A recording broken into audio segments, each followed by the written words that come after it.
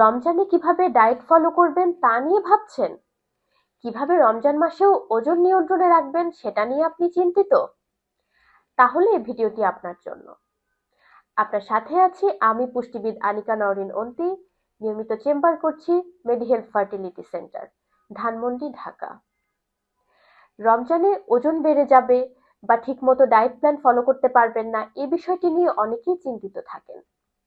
তবে হ্যাঁ, রমজানেও ওজন নিয়ন্ত্রণ করা এবং আপনার ডায়েট প্ল্যান ফলো করা সম্ভব।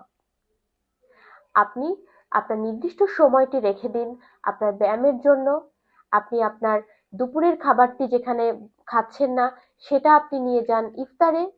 আপনি আপনার রাতের খাবারটা একটু কম পরিমাণ করে সেটা রাখেন রাতে, এবং সেহরির সময় আপনি আপনার রাতের যে খাবারটা খাচ্ছিলেন সেটার সাথে গুছিয়ে নিন। তারপরও যদি আপনার কোনো অসুবিধা হয় আপনি আপনার এক্সপার্টের পরামর্শ নিতে পারেন। অনেক সময় ওষুধের বিষয়গুলো নিয়েও আপনারা চিন্তিত থাকেন।